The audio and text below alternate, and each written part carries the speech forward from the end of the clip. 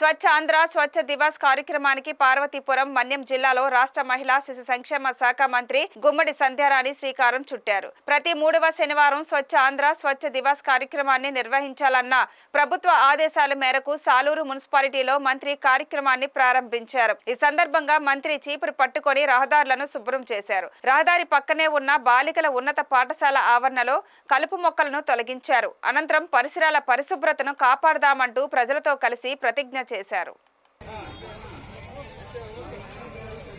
నా పరిసరాల పరిశుభ్రత కొరకు ప్రతిరోజు కొంత సమయం కేటాయిస్తానని నా వంతు కృషిగా స్వచ్ఛత కార్యక్రమాల